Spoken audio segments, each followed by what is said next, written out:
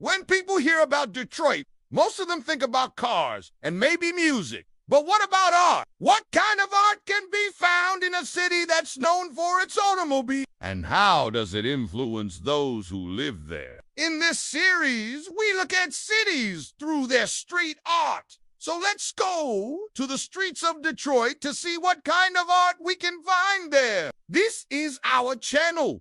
The works of Charles McGee are scattered all over Detroit. Murals, sculptures, even mosaic sidewalks. When it was just starting out, McGee couldn't afford his own art supplies, so he would draw on whatever he had lying around, including walls. He's since become one of the most famous artists from Detroit with murals all over the city. One of his most popular is the Heidelberg Project, which features two large figures made out of recycled materials meant to represent neighbors helping each other. It was created in 1986 and has been designated a National Historic Landmark. While strolling through Midtown, we came across a small but mighty mural by the artist Kwame. This piece, titled "A Seat at the Table," showcases black figures front and center with the words, "We will not be moved," above them. In an interview, Akita Bamfo said he wanted to make a statement about social justice and being true to oneself.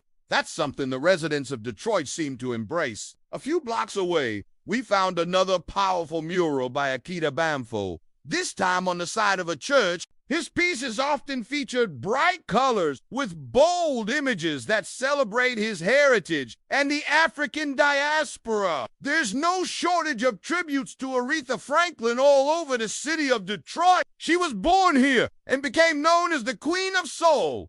You might recognize some of her songs, like Think and Respect. But did you know that she also co-wrote and recorded an anti-war song called Free Soul? It was released during the Vietnam War and became an anthem for the civil rights movement. One of her many murals can be found on the side of a building in downtown Detroit. The painting depicts Franklin holding a microphone in front of musical notes and lyrics from her song. Street art isn't always about making a political statement or having your voice heard. Sometimes it's just about having fun. Take these colorful window murals in Greektown. For example, they were painted in 2012 to welcome visitors to the neighborhood and show off the area's vibrant culture. Or how about this playful mural of a woman holding flowers? It wasn't commissioned by anyone in particular, but by someone who just wanted to beautify their corner of the city. These kinds of random acts of art are part of what makes Detroit so special.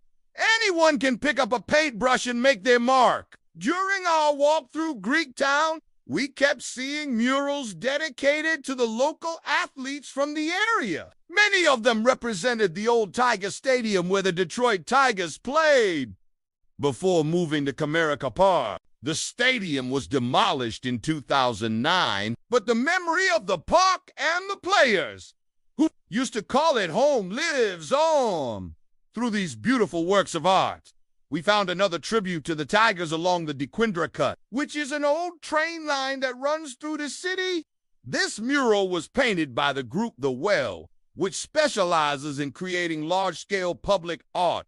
Their work can be found all over Michigan and beyond. The Heidelberg Project isn't the only place in Detroit where you can find art in unexpected places. The whole city is like one big gallery. Look at this row of houses in the North End. They were all connected and abandoned when the Heidelberg Project began. Now they're covered in mosaic tiles and have become a popular photo spot. Even the streets themselves can be works of art.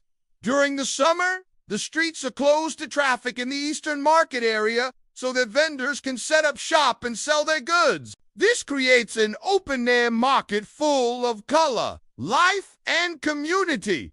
Detroit is known as the birthplace of techno music, so it's only fitting that there should be a mural dedicated to it. This one in particular celebrates the influential techno label Transmit, which was founded by the legendary Juan Atkins. If you're not familiar with Atkins, he is considered one of the pioneers of techno and is known for his futuristic sound and innovative use of synthesizers. He moved to Detroit in the 1970s and was inspired by the city's industrial landscape and its gritty, determined people. He started producing music that was unlike anything else out there, which helped to kickstart Detroit's thriving techno scene. Not far from the Transmat mural is another tribute to an influential Detroiter.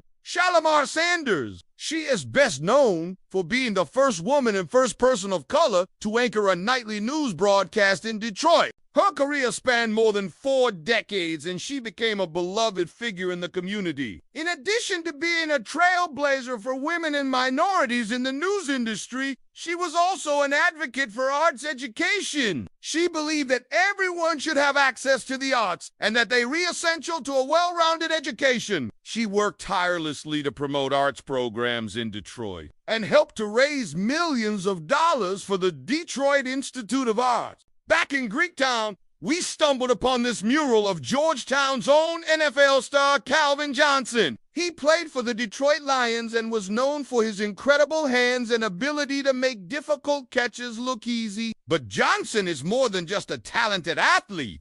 He's also a philanthropist who gives back to the community. After retiring from the NFL, he founded the Calvin Johnson Foundation, which provides educational opportunities for underprivileged children. He's also active in various charities and organizations that support veterans and first responders. The murals in Detroit aren't just about celebrating the city's rich history and culture. They're also about honoring the everyday people who make Detroit such a special place. This mural in Corktown is attributed to the factory workers who once made the cars that put Detroit on the map. It was painted by the artist Anthony T. Clark, who is known for his realistic style and his ability to capture the humanity of his subjects. The workers in this mural may be anonymous, but they're no less important for that. They read the backbone of Detroit and the reason why the city has been able to endure so much and come back stronger than ever. The paintings we've seen so far are mostly of famous people or well-known businesses, but street art isn't just about that. It's also about giving voice to the voiceless and shining a light on important issues. This mural in the North End is a powerful reminder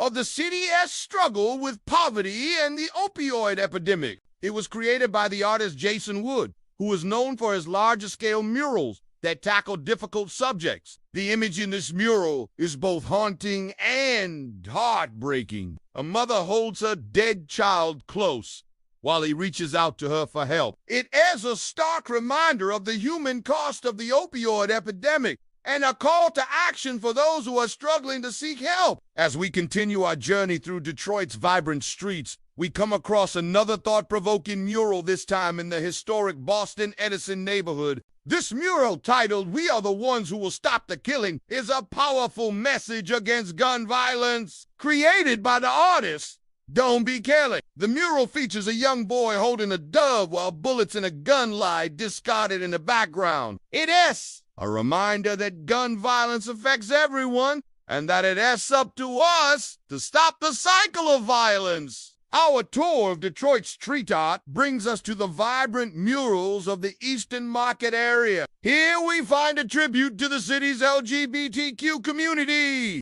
The mural features a rainbow painted by Detroit artist Ty Williams and is a symbol of acceptance and inclusion.